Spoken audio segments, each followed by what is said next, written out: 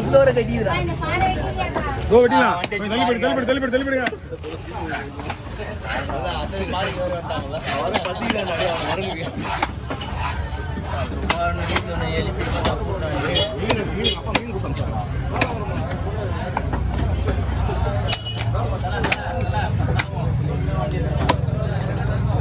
ஏய் இப்ப என்ன அது பாரு எப்படி